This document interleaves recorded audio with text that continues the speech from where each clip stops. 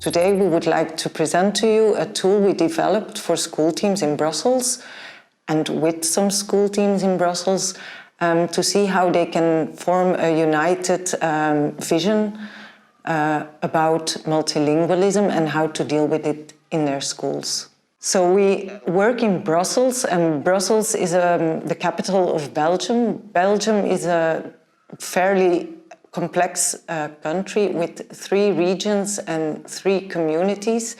The 3 communities are the Flemish community, which is the yellow part, and then you have the blue part, that's the German community, and the red part is the French-speaking community. And then we have 3 regions, and they don't completely overlap with the communities. So there's the Flemish region, or Flanders, there's the Walloon region, and there is the region of Brussels capital. And the region of Brussels capital is actually the white part you see in the picture.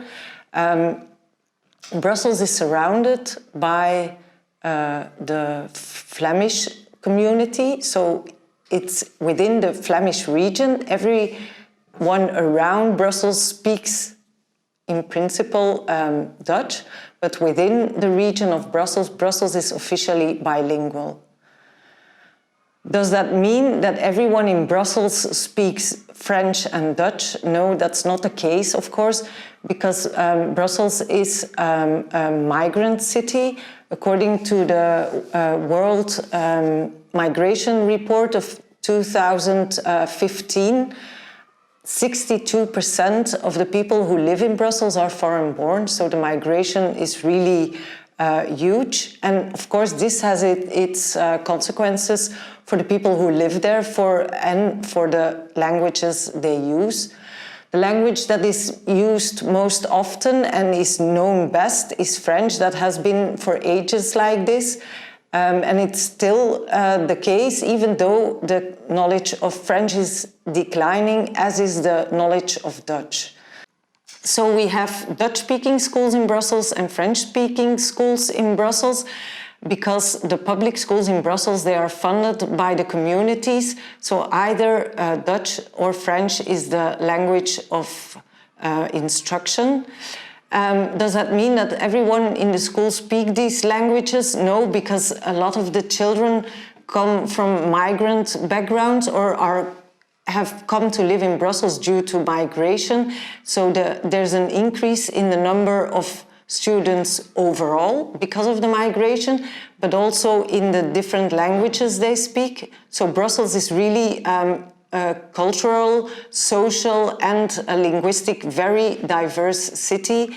And this is a huge challenge for the schools, how to deal with this and how to create a powerful learning environment. So this is something we try with our Onderwijscentrum Brussel, the Brussels Education Center. We help schools to deal with this challenge. There are big challenges for the people who teach in the Dutch-speaking schools, because the children who come to these schools, they come from all different backgrounds, both socially and linguistically. Socially, if you know that 1/3 of the population in Brussels lives below the poverty line, then you can see that this is a huge challenge for the schools. But also the different languages the children speak, they all have different home languages. So this is a huge challenge to create there a good learning environment. Moreover, if you know that the teachers who live or who teach in Brussels, most of them, they come from Flanders, and so they're not used to this multilingual diversity and reality they have to face in the schools they teach in.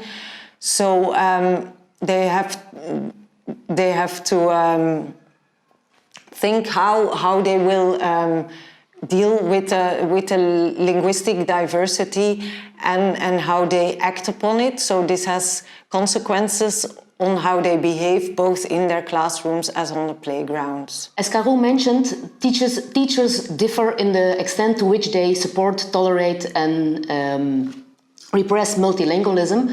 But we know that when teachers work together as colleagues, they often share perceptions, good practices, and in turn that leads to better learning outcomes for the students. So we may conclude that a shared and supported vision is very important to handle the multilingual classes.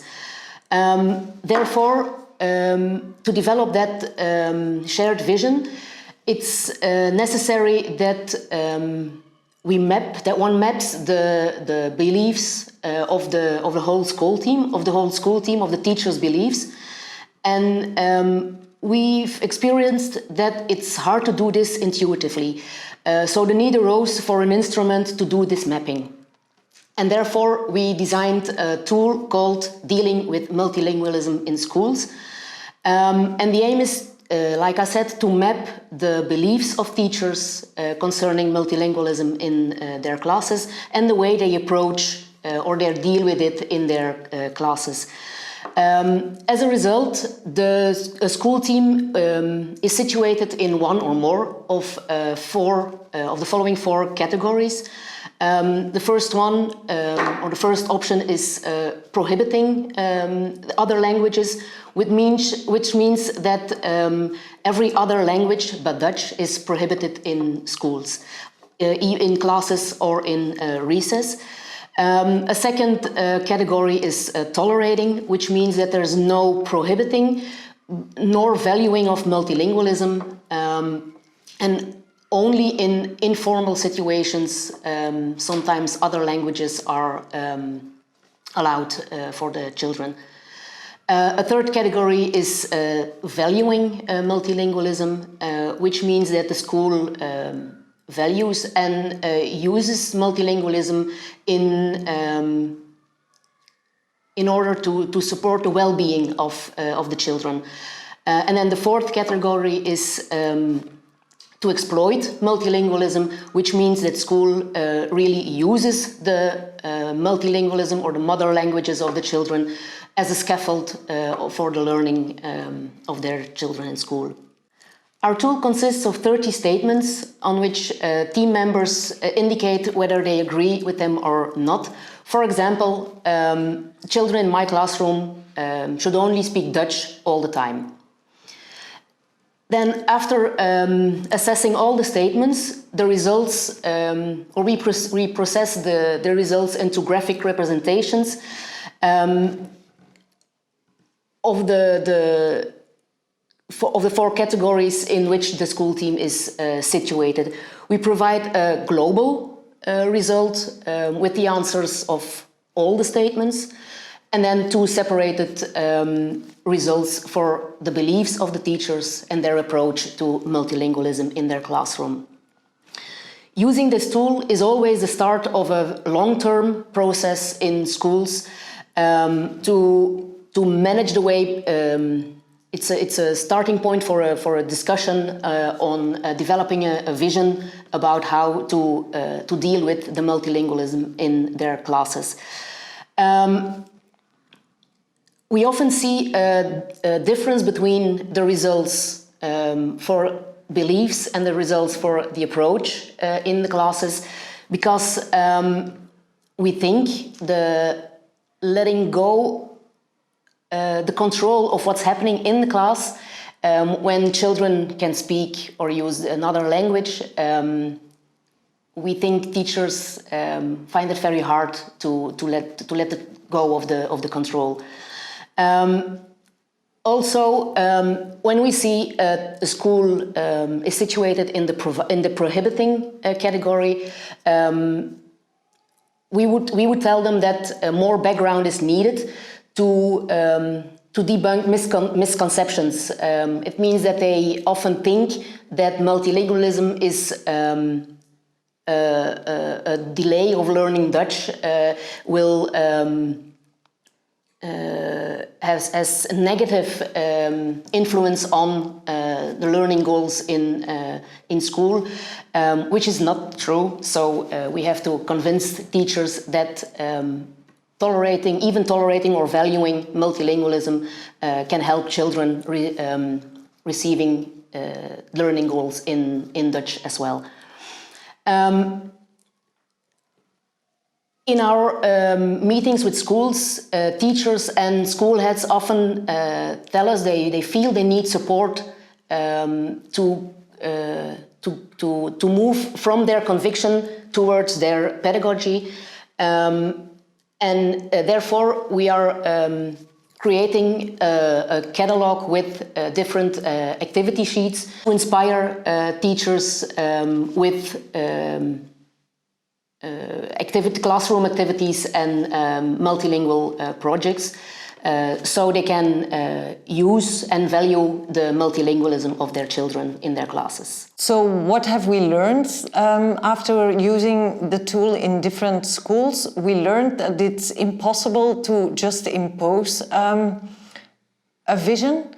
Sometimes schools try this, but this leads to very frustrating situations because the children don't really know what is expected of them, and teachers are frustrated with each other and with themselves.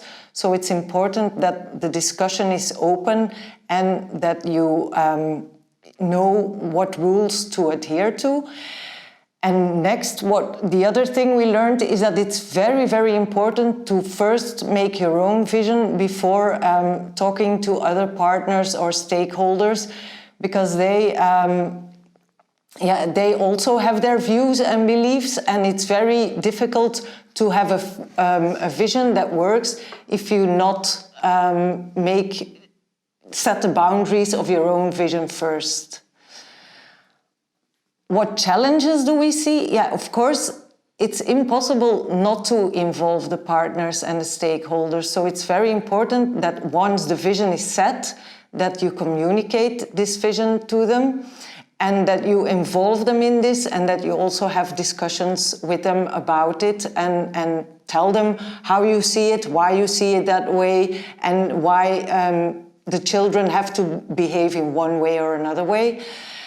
Another thing is that you should be aware, even if you have a vision that seems finished, that is done, still then it's important to keep on talking about it, because we see that there's a big overturn in the schools.